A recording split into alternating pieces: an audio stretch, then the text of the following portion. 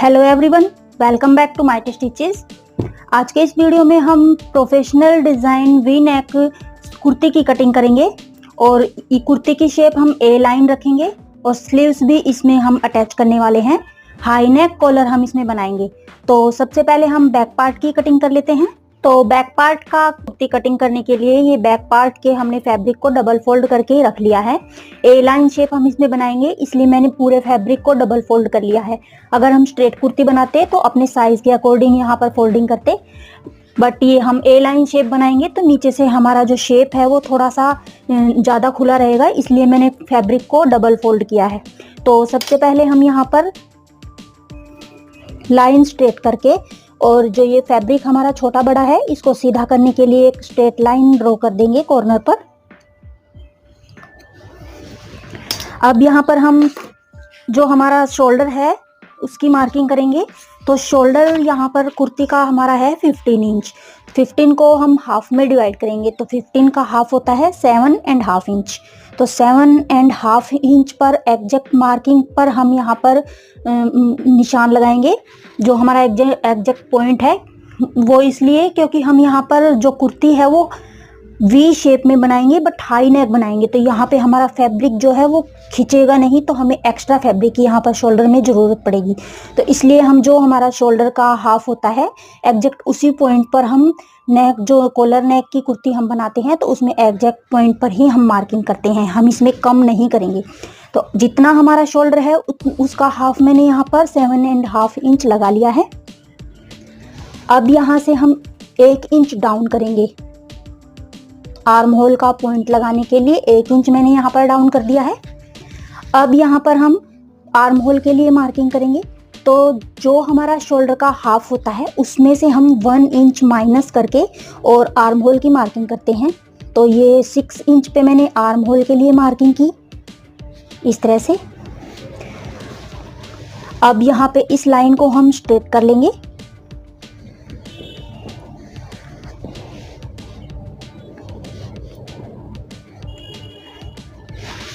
अब यहाँ पर आर्म होल की गोलाई हम लगाएंगे।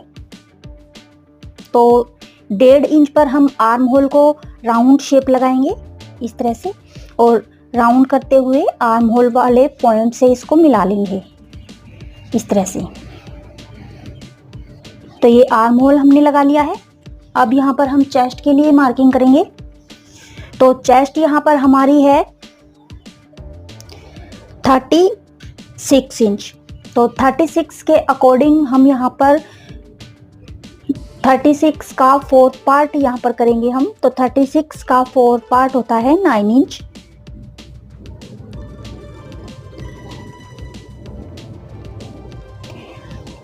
जो कि हम ये कुर्ती बना रहे हैं तो यहाँ पर हम 1 इंच यहाँ पर लूजिंग के लिए लेंगे और 1.5 से 2 इंच यहाँ पर हम सिलाई मार्जिन के लिए फैब्रिक रख लेंगे। तो ये मैंने 2 इंच यहाँ पर सिलाई मार्जिन के लिए ले लिया है। अब हम यहाँ इस वाले पॉइंट से जो हमारा ये शोल्डर वाला, ये आर्म होल वाला स्ट्रेट लाइन वाला पॉइंट है, यहाँ से हम 7 इंच नीचे की तरफ एक मार्क करेंगे और इस 7 इंच वाले मार्क के ऊपर हम हमारी जो कमर है उसकी मार्किंग करेंगे। तो यहाँ पर हम हमारी कमर का 4th पार्ट मार्क कर देते हैं। तो कमर यहाँ पर हमारी 34 इंच है। 34 को 4 से डिवाइड करने पर हमारा यहाँ पर आता है 8.5 इंच। तो 8.5 इंच पर एक मार्किंग हम यहाँ पर लगाएंगे और 1 इंच यहाँ पर हम लूजिंग के लिए ले लेंगे। तो ये वाला जो 1 इंच लूजिंग वाला है इस पर हमें फिटिंग वाले पॉइंट्स, जो सिलाई हम लगाते हैं वो वाली लगानी है। अब यहाँ पर हम हिप्स के लिए मार्किंग करेंगे। तो जैसे हमने यहाँ से 7 इंच नीचे डाउन किया था वैसे इस कमर वाले पॉइंट से 7 इंच नीचे डाउन एक मार्किंग करेंगे इस तरह से। अब यहाँ पर हिप का 4th पार्ट हम यहाँ लगाएंगे। तो हिप यहाँ पर 42 इंच है। 42 को हम 4 से डिवाइड करेंगे तो हमारा आता है 10.5 इंच। तो 10.5 इंच पर हम मार्किंग करेंगे। 1 इंच यहाँ पर लूजिंग के लिए ऐड कर देंगे। यहाँ पर हाफ इंच भी आप लूजिंग के लिए ऐड कर सकते हैं कमर और यहाँ पर हिप्स में। अब 1.5 से 2 इंच यहाँ पर सिलाई मार्जिन के लिए हम ऐड कर लेंगे। कमर पर भी हम 1.5 से 2 इंच सिलाई मार्जिन के लिए ऐड कर लेंगे और इन मार्किंग को हम स्ट्रेट में मिलाएंगे। तो जो हमारी फिटिंग वाली मार्किंग है, इस मार्किंग को हमें यहाँ पर मिला लेना है कमर वाली मार्किंग से, और कमर वाली मार्किंग को हम मिला लेंगे अपनी चेस्ट वाली मार्किंग से, इस तरह से।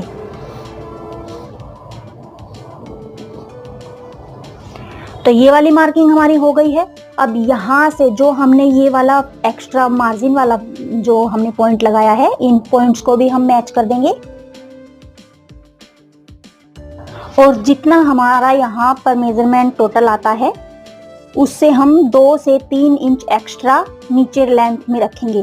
तो ये हमारा यहाँ पर 13.5 इंच है, नीचे हम यहाँ पर 3 इंच या 2 इंच एक्स्ट्रा रख लेंगे। तो 13.5 इंच में हम 2 इंच प्लस करके यहाँ पर मार्किंग कर लेंगे इस तरह से, और इस वाली मार्किंग को इस मार्जिन वाली मार्किंग से हम स्ट्रेट में मिला लेंगे। तो ये मार्किंग हमारी हो गई है। अब नीचे से हमें 1 इंच या 1.5 इंच ऊपर की तरफ यहाँ पर एक मार्क करना है और इस वाले मार्क को हमें यहाँ पर मिला लेना है। थोड़ा थोड़ा हम यहाँ से इस तरह से ये जो कर्व हमारा निकल गया है इसको निकालते हुए इस कुर्ती को इस तरह से मिला लेंगे। तो इस तरह से यहाँ से कटिंग करने से जो हमारे नीचे कुर्ती में कोने से जो लटक जाते हैं वो कोने वाली यहाँ पर प्रॉब्लम क्रिएट नहीं होती है। इस तरह से यहाँ से हम कटिंग कर देंगे इसकी। तो ये वाली हमारी मार्किंग हो गई है। अब यहाँ पर हमें नेक के लिए मार्किंग करनी है। तो नेक की जो विड्थ है हम लेंगे यहाँ पर 2.5 इंच, और नेक हम यहाँ पर ज़्यादा कम नहीं करेंगे क्योंकि हम यहाँ पर कॉलर वाला जो है नेक बना रहे हैं। तो यहाँ सिर्फ हम 1/2 इंच डाउन करेंगे और थोड़ा सा यहाँ पर राउंड शेप लगाते हुए इस वाले पॉइंट से हम इसको मैच कर लेंगे। तो 1/2 इंच मैंने यहाँ पर डाउन किया है क्योंकि कॉलर वाला है। अगर हम विदाउट कॉलर नेक बनाते तो उसके अकॉर्डिंग हम यहाँ पर मार्किंग करते। तो अब ये बैक पार्ट की हमारी ऑलमोस्ट मार्किंग हो गई है। सेम इसी मार्किंग के ऊपर हम कटिंग कर लेंगे। तो ये बैक पार्ट की कटिंग हमने कर ली है। अब सेम इसी पैटर्न को रखते हुए हमें फ्रंट पार्ट पर भी कॉपी कर लेना है मार्किंग को। तो ये फ्रंट पार्ट के फैब्रिक को मैंने डबल फोल्ड करके रख लिया है। अब ये बैक पार्ट का जो हमारा पैटर्न हमने कट किया है इसको हम एज इट इज इसके ऊपर रख लेंगे।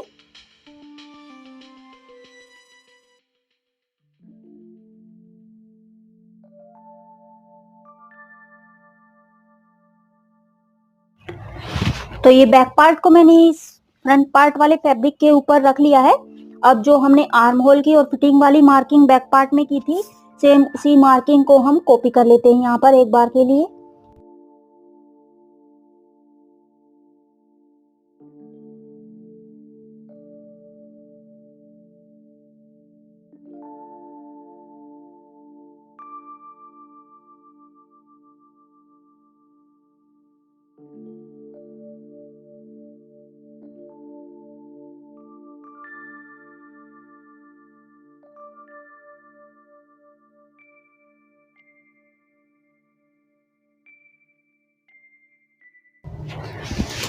तो ये पार्ट मैंने रख के कॉपी कर लिया है। अब बैक पार्ट को हम यहाँ से हटा देंगे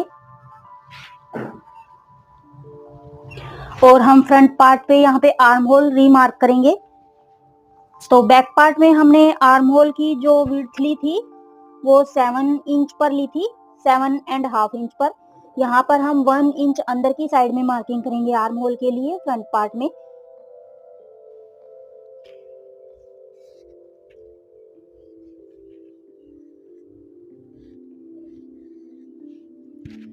तो यहाँ पर 6.5 इंच पे हम फ्रंट पार्ट का आर्म होल ड्रॉ करेंगे और इस वाले पॉइंट को ऊपर शोल्डर वाले पॉइंट से मैच कर देंगे।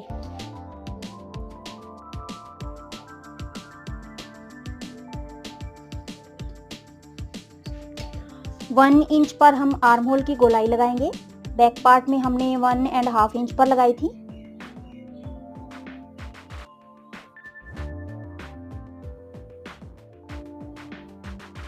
तो इस तरह से आर्म होल को फ्रंट पार्ट में कम करने से जो हमारा यहाँ पर शोल्डर के साइड में जो क्रीज हमारी इकट्ठी हो जाती है, जो रिंकल्स हमारे कुर्ती में पड़ते हैं, वो वाली प्रॉब्लम यहाँ पर शॉर्ट आउट हो जाती है। तो सेम इसी पैटर्न से आप अपनी कुर्ती में मार्किंग कीजिएगा।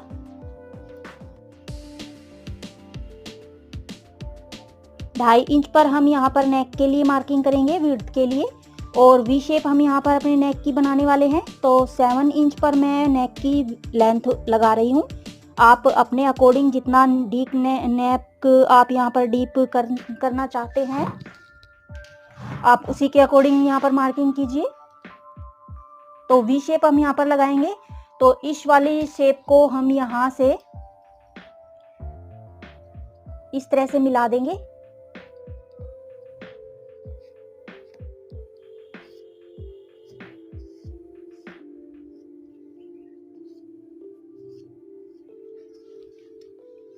और सेम इसी मार्किंग के ऊपर हमें कटिंग करनी है।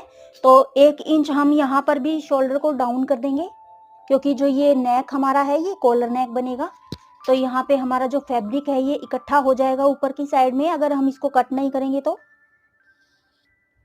तो शोल्डर डाउन हमें यहाँ पर कर लेना चाहिए इस तरह से।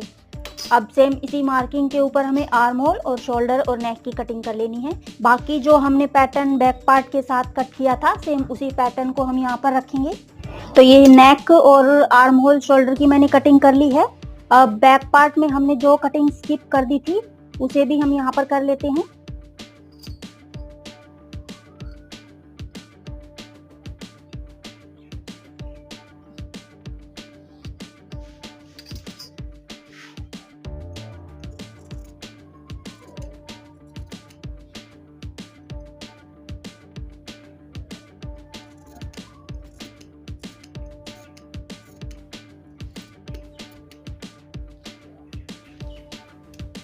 और जो मार्किंग हमने फिटिंग की यहाँ पर बैक पार्ट में लगाई हुई है, सेम उसी मार्किंग को हम फिटिंग वाली को इस पे कॉपी कर लेंगे फ्रंट पार्ट पे भी।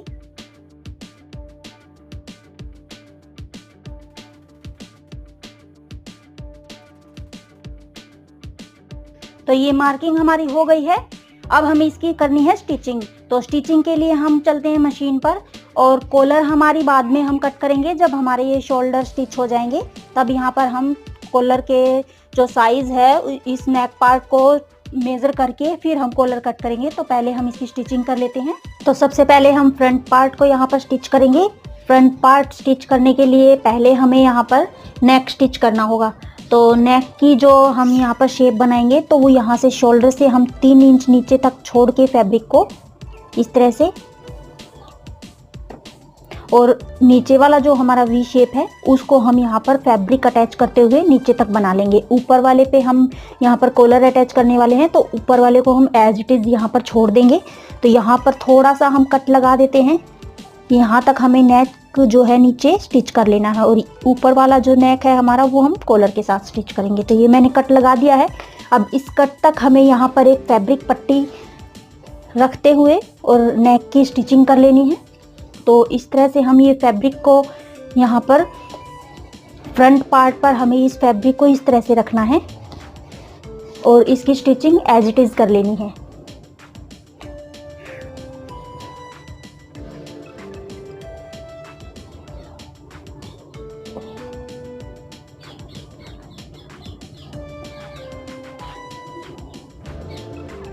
तो ये जो कट हमने लगाया है, इस कट तक हमें ये नेक यहाँ पर स्टिच कर लेना है इस तरह से।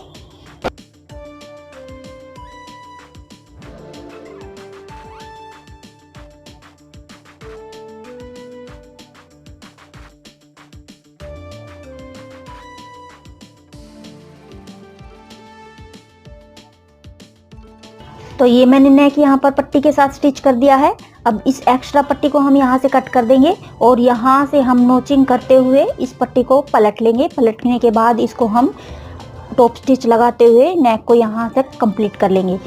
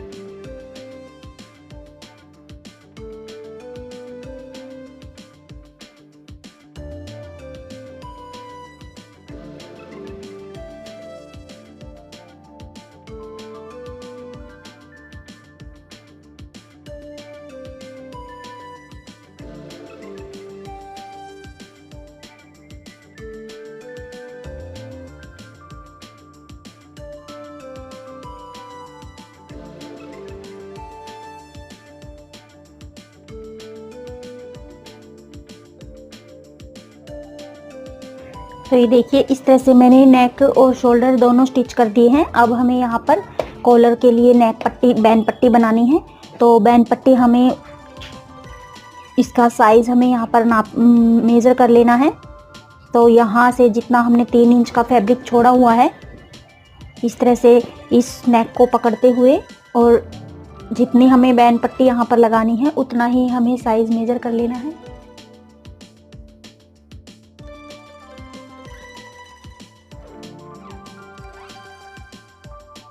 तो ये 5.5 इंच हमारी मैक्सिमम यहाँ पर जो मेज़रमेंट है कॉलर का वो 5.5 इंच आया है। तो 5.5 को हम डबल में फोल्ड करेंगे इस तरह से।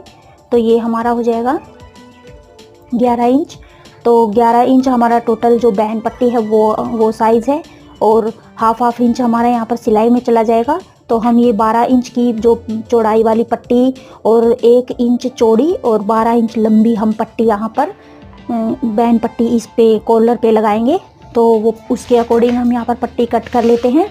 तो ये देखिए ये मैंने 12 इंच की एक फैब्रिक पट्टी ले ली है और उसी साइज़ की यहाँ पर मैंने बुकरम 1 इंच चौड़ी बुकरम यहाँ पर मैंने यहाँ पर पेस्टिंग कर ली है और इसको इसी के साइज़ का हमने यहाँ पे फ्रंट पार्ट में हमें जो ये फैब्रिक यहाँ पर रखना है पट्टी, उसको मैंने प्रेस करके और अच्छी तरह से चिपका लिया है। अब हमें इसकी स्टिचिंग करनी है। तो इस तरह से हमें फैब्रिक यहाँ पर जो नीचे साइड में हमारा फैब्रिक है ये हाफ इंच इस तरह से छोड़ते हुए इस तरह से, और इसके चारों तरफ जो हमने बुकरम की शेप जो कॉलर की शेप हमने कट की है उसी शेप के अकॉर्डिंग यहाँ पर हमें स्टिचिंग लगा लेनी है इस तरह से। तो जो बुकरम हमने पेस्ट की हुई है वो बुकरम पे हमें सिलाई नहीं लगानी, एक्स्ट्रा जो फैब्रिक बाहर निकला है उसके ऊपर सिलाई लगाते हुए और इसको हमें यहाँ से स्टिच कर लेना है। तो चलिए पहले हम इसको स्टिच कर लेते हैं।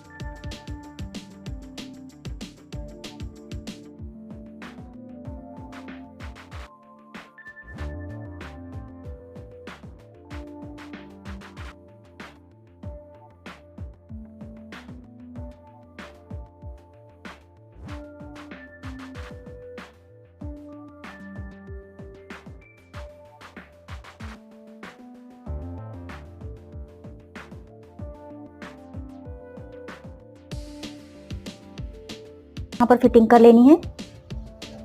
तो इस तरह से जो हमने मार्किंग यहाँ पर लगाई हुई है